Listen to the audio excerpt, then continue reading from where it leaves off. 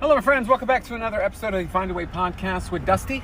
Hopefully you're doing well on your journey and you are progressing, making progress, and continuing to learn, test and learn. Learn and test and learn. Develop, grow, stretch yourself. I have distinctly noticed that when you do a particular workout, your body just adapts to that workout over time, and it just doesn't become as challenging. It's like if you were to squat 25 pounds and just do that every day for 3 months. At the end of those 3 months, that 25 isn't going to feel like much. Your heart rate's probably not going, it's not going to spike. It's not going to go up. In fact, that's really the heart of Zone 2 training, is that you train enough that your body doesn't spike its heart rate, so that your heart rate stays calm and low.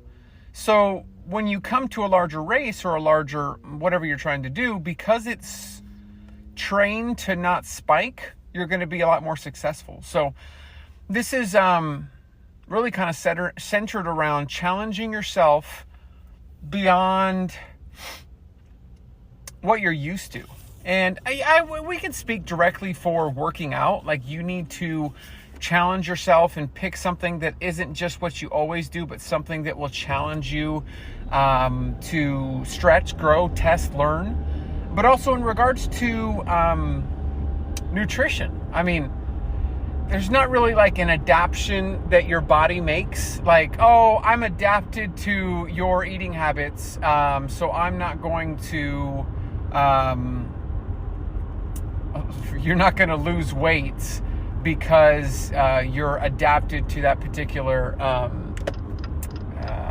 like you eat low carb or you eat at a particular calorie amount and your body just gets acclimated and it's like, you know what, we're not going to lose weight anymore. But I will say this, that if you are someone that has stuck to the same thing and is eating the same thing, you actually do have to modify, test, and learn your nutrition. And I'll explain why.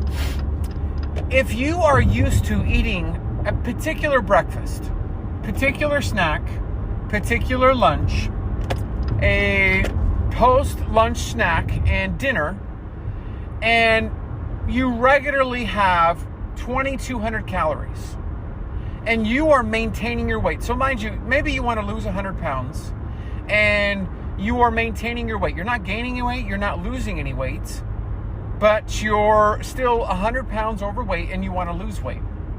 Well, if you want to lose weight, you're going to have to cut back. Say you make that cut back, say you make those changes, then now that's, say, 1,800 calories that you're consuming versus 2,200.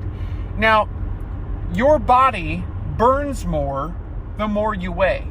So if you weigh 100 extra pounds, getting up, getting down, going to work, going for a workout, going for a walk is going to burn X amount of calories.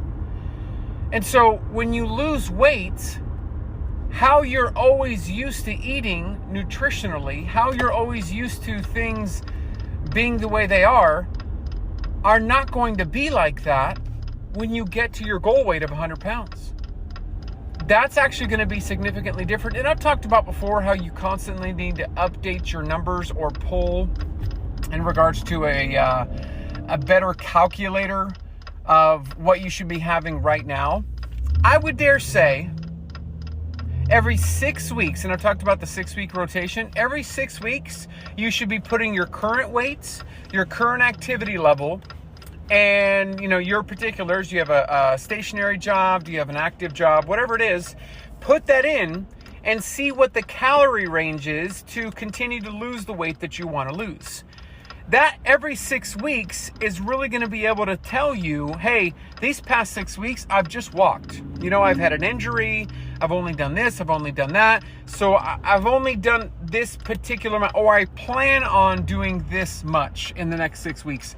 So depending on how much you're planning to be active, how much you've been active already, it will determine how you, every 6 weeks, update your particular figures for what you're aiming for.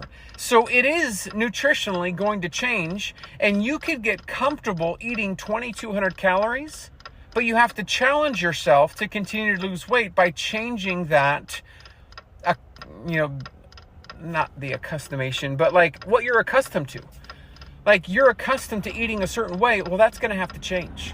And that's what's going to really kind of veer you towards the success of getting to because let me just tell you, I see so many accounts on social media have so much success when they have 200 plus pounds to lose.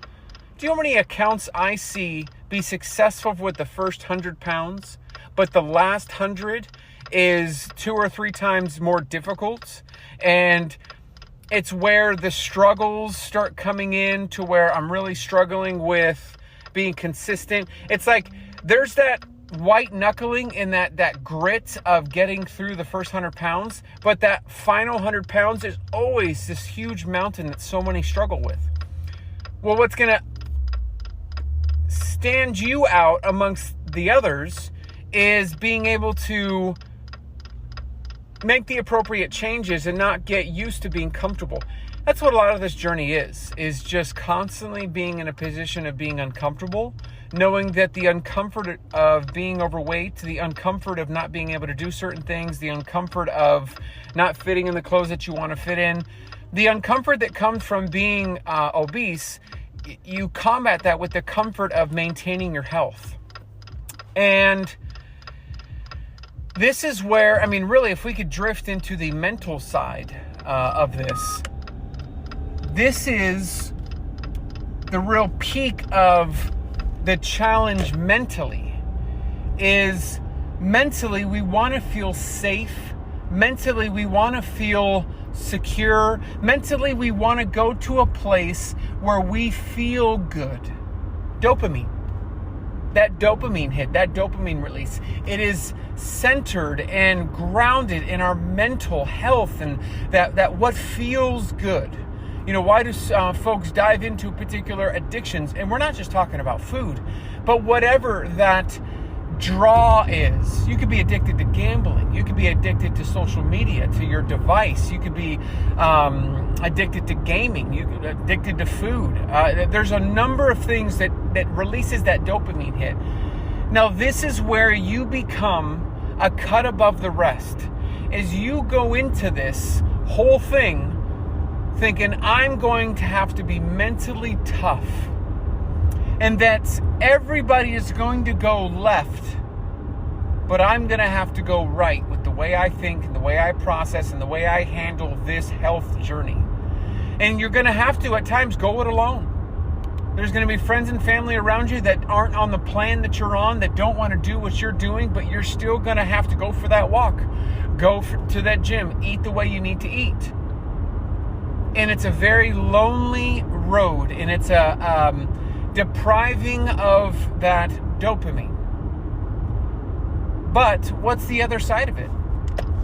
Constantly giving in to the dopamine hit, that feel-good sensation, so that you could at a later time feel either guilty, ashamed, feel that weight of not being what you want or not being where you want.